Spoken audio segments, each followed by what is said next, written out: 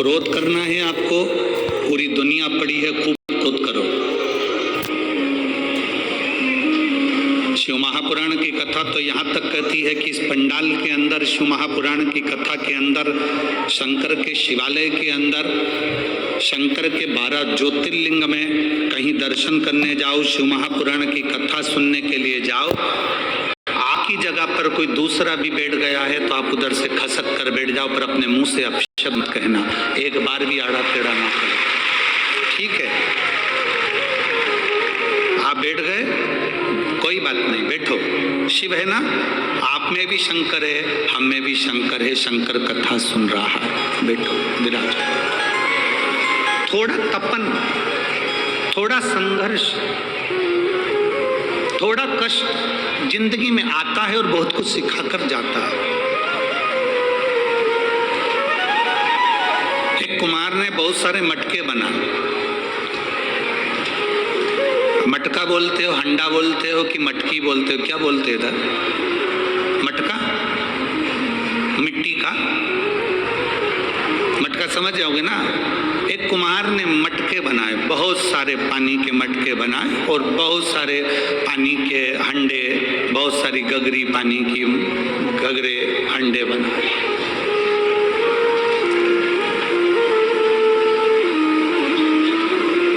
अग्नि में तपाया।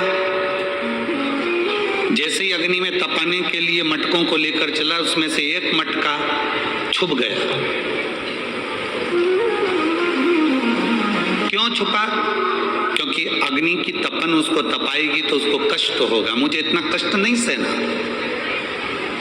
मैं इतना कष्ट नहीं सह सकता, मैं इस अग्नि की तपन को, मैं इतनी ज्वाला को, इतनी आगी को मैं सह नहीं सकता, इसलिए वो मटका छुप गया।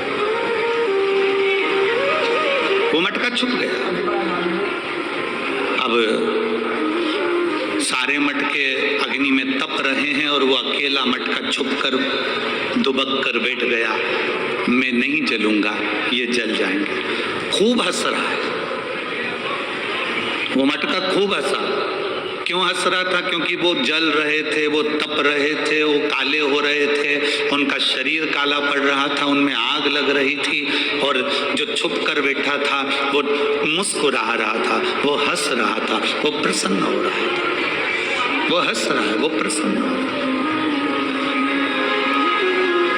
सारे मटके तप रहे हैं, सारे मटके अग्नि में है, सारे मटके काले हो रहे हैं, तप रहे हैं, अग्नि में पड़े हुए, और एक मटका छुप कर बैठा है, खूब हंस रहा है, खूब प्रसन्न हो रहा है कि मैं बच गया।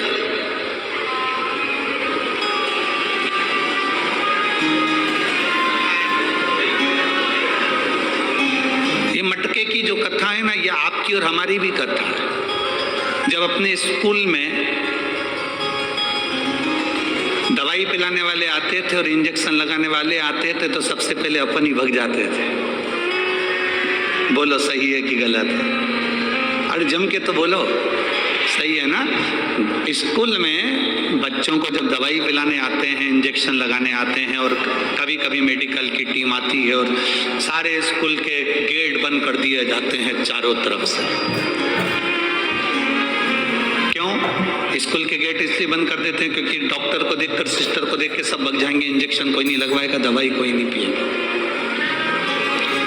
स्कूल के गेट बंद करे बड़े बड़े, सारी क्लासों में सूचना दे दी, आज मेडिकल कैंप लगा है, सबको दवाई लेना है, सबको इंजेक्शन लगवाना है, टिटनेस का इंजेक्शन सबको लगेगा, लाइन लगाओ। सब लाइन लगाते और अपन पीछे से खसक जाते।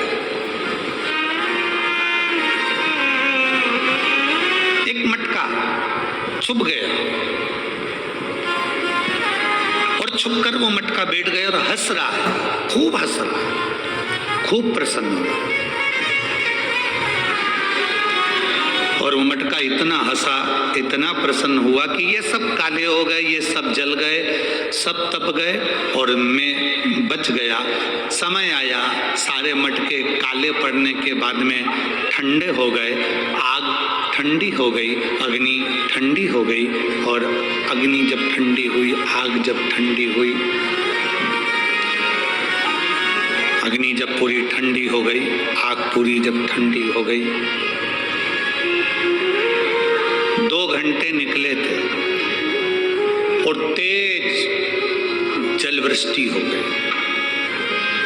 इतना तेज पानी गिरा, इतना तेज जलवृष्टि हुई, इतना तेज पानी गिरना प्रारंभ हुआ, जो छुपकर बैठा था वो पूरा गल के मट्टी में मिल गया, और जो अग्नि में तपे हुए थे वो पानी में भी अलमस्त होकर पड़े हुए। अलमस्त।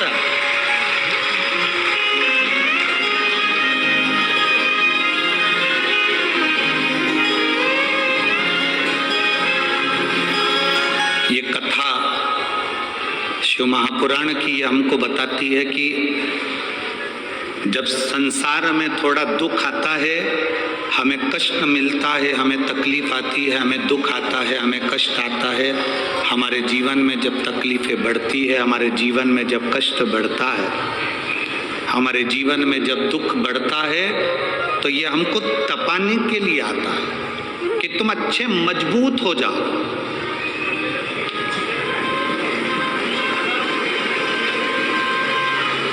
अभी जैसे विधायक जी ने कहा, माननीय श्री रवि जी राणा जी ने, कि किसान को थोड़ी सी फसल नहीं आती या थोड़ा सा अनाज नहीं आता, थोड़ी सी तकलीफ आती है, तो वो किसान अपने प्राणों को त्याग देता।